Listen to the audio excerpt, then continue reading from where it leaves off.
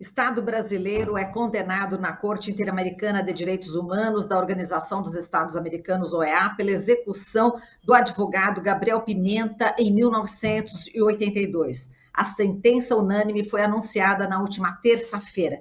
Isso é sobre esse assunto que a gente vai conversar agora com a Helena Rocha, do Centro pela Justiça e o Direito Internacional, CEGIL. O CEGIL é um dos representantes da família Pimenta na Corte Interamericana. Olá, seja bem-vinda. Todos e todas, um prazer estar aqui com vocês hoje. Obrigada pelo convite. Nós aqui agradecemos. E, Helena, antes da gente falar exatamente dessa decisão, né, da Corte Interamericana de Direitos Humanos, vamos falar um pouquinho sobre a história do Gabriel Pimenta, né? Era um advogado, não é isso? Do Sindicato de Trabalhadores Rurais de Marabá, no Pará, foi representante da Comissão Pastoral da Terra. Conta um pouquinho mais sobre a atuação dele e exatamente como se deu esse assassinato.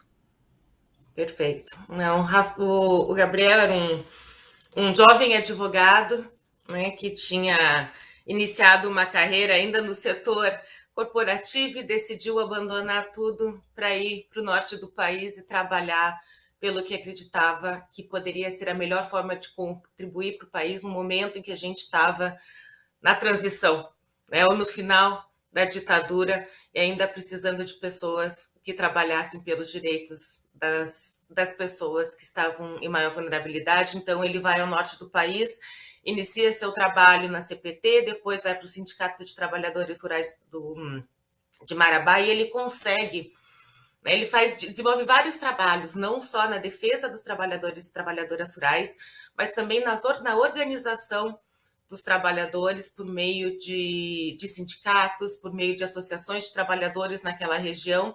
Mas tem um trabalho específico, uma vitória específica dele, que né, os colegas da CPT, que são nossos competicionários no Pará, falam ainda hoje, que é inédita, que foi ele ter conseguido o retorno de vários trabalhadores que tinham sido retirados de suas terras na região de Pau Seco, que era uma região ali pertinho de Marabá, contra o interesse, então, de diversos latifundiários.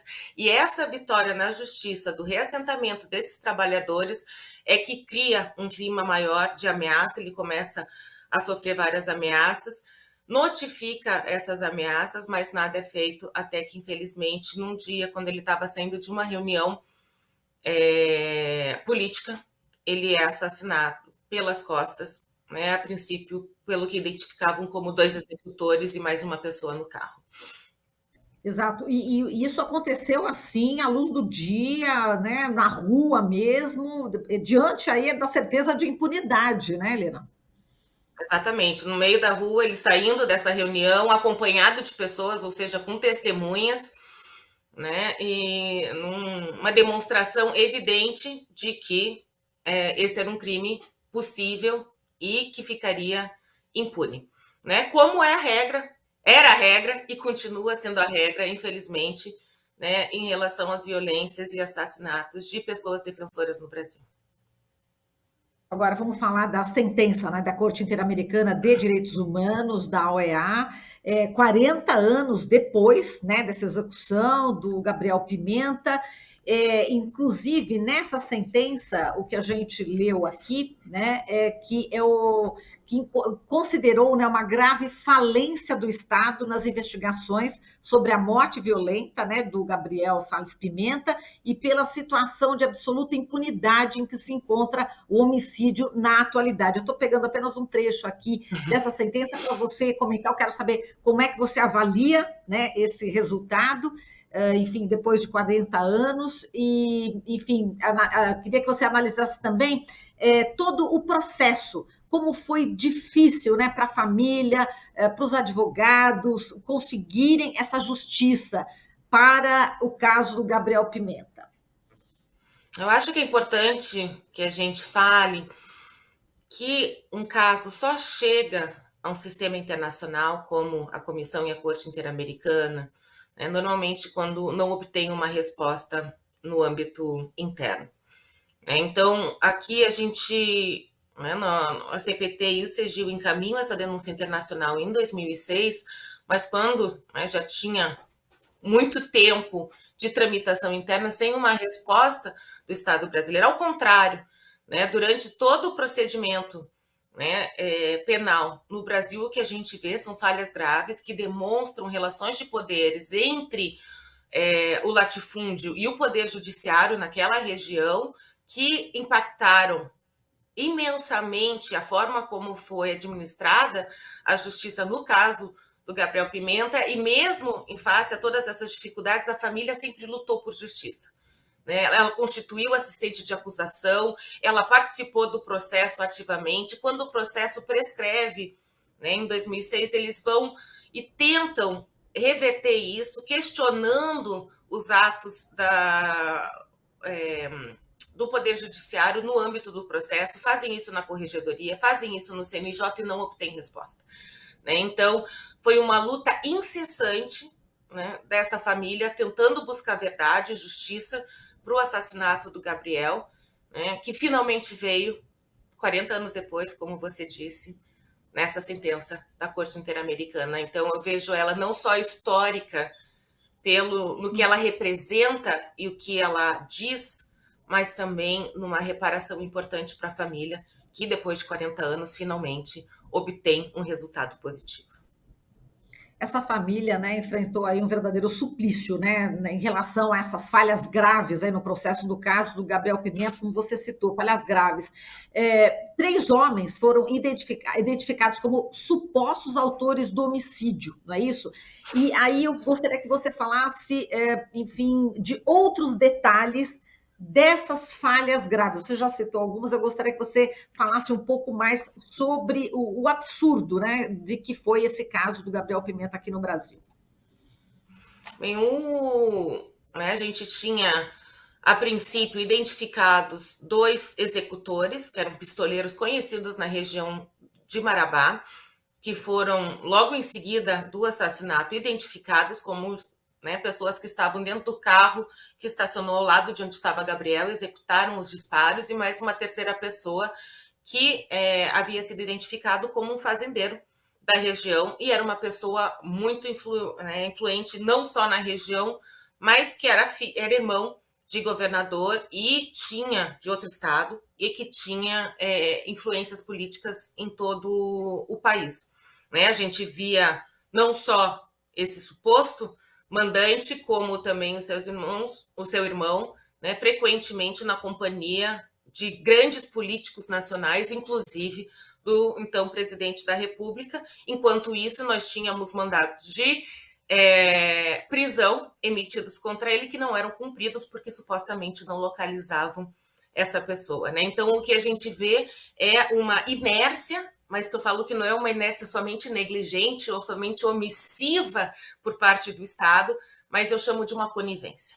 Né? Era uma conivência do Poder Judiciário com o que tinha sido feito com o Gabriel, né? De dizer esse crime é um crime que não precisa ser investigado, até porque não interessava a quem estava no poder investigar o que tinha acontecido com o Gabriel. E ao longo do processo a gente tem vários outros problemas. A gente tem queima de arquivo, a gente tem ameaças testemunhas, a gente tem pessoas que deixam, né, que a gente não sabe para onde foram, que desapareceram ao longo, que eram testemunhas importantes ao longo do processo.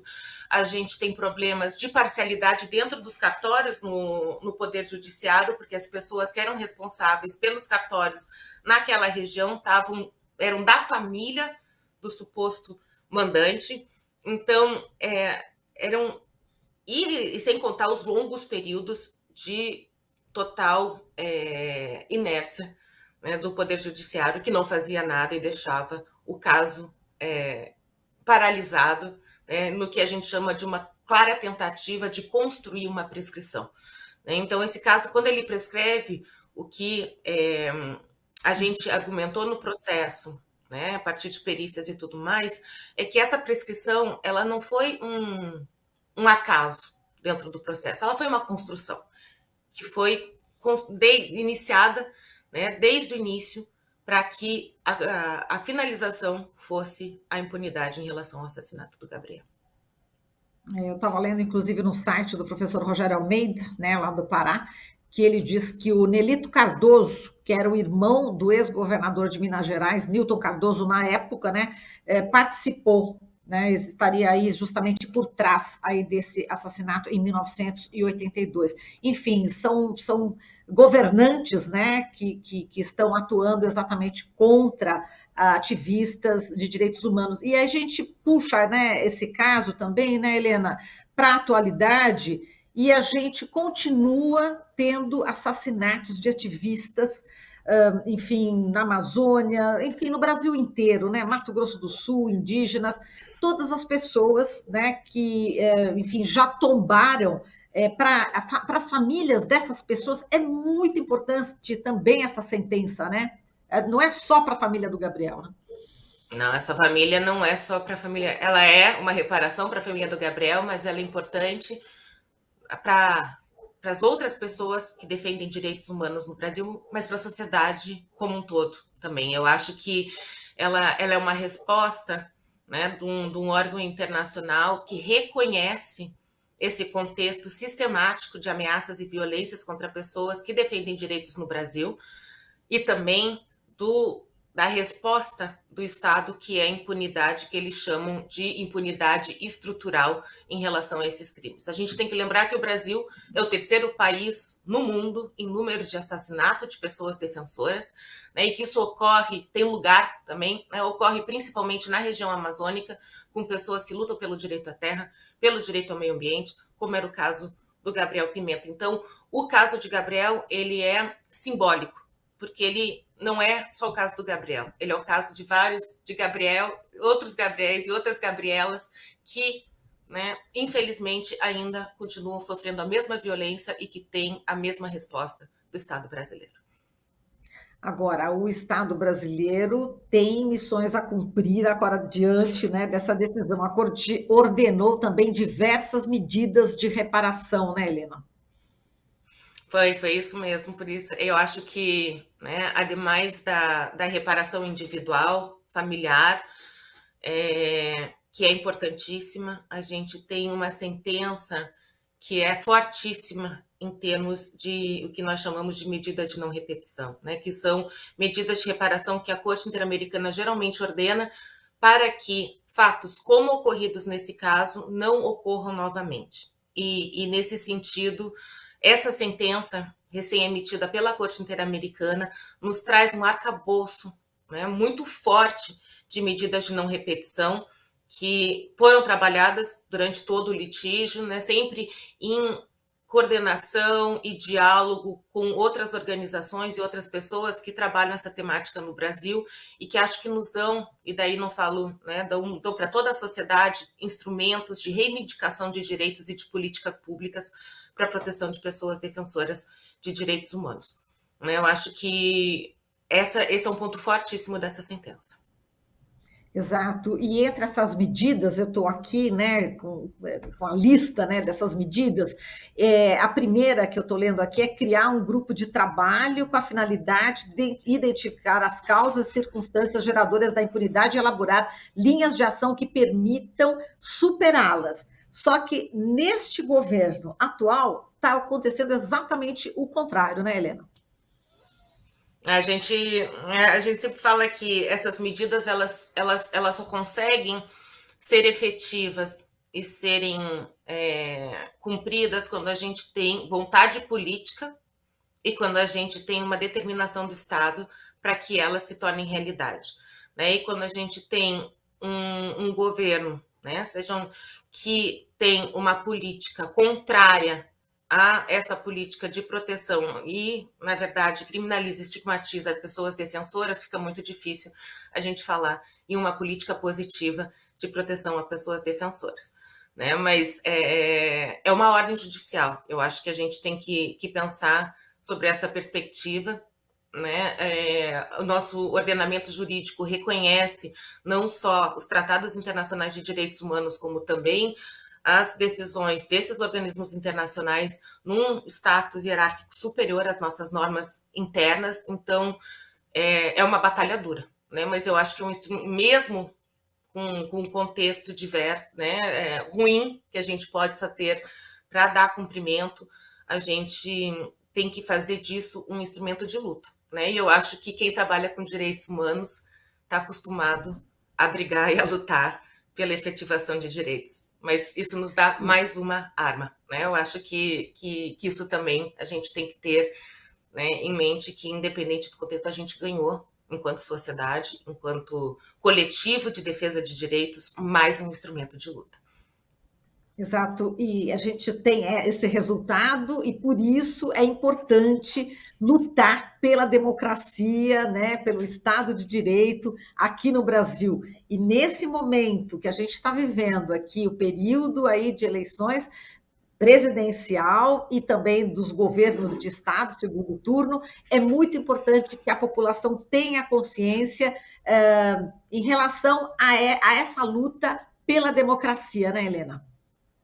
E acho que essa sua fala é importante, porque quando a gente fala de defender direitos humanos, a gente está falando em luta pela democracia também, e luta pelo Estado de Direito. Inclusive, essa é uma constatação, né, uma conclusão da própria Corte Interamericana, no caso, que fala do papel fundamental das pessoas que defendem direitos humanos, e por isso um dever aumentado ou agravado do Estado de protegê-las, porque o seu trabalho está intrinsecamente relacionado ao fortalecimento da democracia e do Estado de Direito. Você não tem Estado de Direito, você não tem democracia enquanto você mata, enquanto você estigmatiza, enquanto você criminaliza pessoas defensoras. Não existe uma coisa sem a outra, como também não existe, né, direitos humanos sem pessoas que defendam esses direitos. Isso, e Helena, só para a gente terminar, a gente sabe que o Sergil, né, é um dos representantes justamente da família Pimenta na Corte Interamericana, inclusive o Rafael Pimenta era para estar aqui também conosco nesta conversa, mas não pôde, infelizmente. Mas conta para a gente como é que a família, né, do Gabriel Pimenta recebeu essa notícia tão importante. Enfim, o que eles falaram? Eu acho que, né, é difícil a gente colocar palavras nos outros, na boca dos outros, mas eu acho que com muita alegria, né? E a família, né, infelizmente, os pais de Gabriel não estão mais vivos para receber essa notícia, apesar da luta permanente deles também para a realização de justiça. Também não está mais conosco Zé Pimenta, que era irmão do Gabriel e também um grande defensor de direitos humanos, né, que faleceu há poucos anos e era uma pessoa muito próxima a vários movimentos sociais, né, um grande líder, mas ainda temos vários irmãos, né, eles eram muitos homens na família que certamente tiveram uma semana melhor com a notícia dessa sentença e de que finalmente se reconhece a responsabilidade do Estado pela impunidade em relação ao Gabriel, mas não só isso, né? Como a gente falava, eu acho que para a família um dos pontos principais é que essa sentença não fosse, ou que esse julgamento não fosse só um julgamento para eles, que não fosse algo para a família, apesar disso ser importante, mas que fosse para a sociedade, que eles pudessem contribuir para a sociedade a partir dessa denúncia internacional. Isso eles conseguiram. Eu acho que a grande vitória, né, para a família foi a memória de Gabriel, e daí eu falo Gabriel Pimenta presente, mas também que a luta do Gabriel, a história do Gabriel, né, pudesse ser usada como um novo instrumento para a defesa dos direitos humanos no nosso país. E você como advogada, eu sinto até na sua voz, emociona, né, Helena? Você lutou tanto, né, por isso. Não, é emocionante que a gente possa, depois de tanto tempo, né, falar em Gabriel e que isso represente tanta coisa. Né, e não é um trabalho só meu, acho que a gente tem que reconhecer aqui, foram diversas pessoas, né, com tanto tempo de litígio, diversas pessoas que passaram por esse caso e que com certeza estão tão emocionadas quanto eu, né? Desde toda a equipe do Sergil que acompanha esse caso desde 2006 e da CPT também, desde o litígio internacional, mas antes também, quando eram assistentes de acusação do caso no âmbito interno, a família do Gabriel que atuou diretamente, inclusive Rafael, que estaria aqui, né, como assistente. Então, foram tantas pessoas que trabalharam nesse caso e hoje a gente respira um pouco mais de alívio, né, de que o nosso trabalho rendeu frutos e que não são só nossos, que são da sociedade, que são, né, de todos os brasileiros e brasileiras. Helena, parabéns, viu, por sua luta, parabéns, um forte abraço, foi um prazer conversar com você, viu? Um abração O mesmo, prazer foi parabéns. meu. Muito obrigada. Até mais. Obrigada. Até mais. Falamos aqui com Helena Rocha, co-diretora do Programa para o Brasil e Conisul, do Centro pela Justiça e o Direito Internacional. O CEGIL é um dos representantes da família Pimenta na Corte Interamericana. Estamos apresentando Jornal Brasil Atual. As notícias que os outros não dão.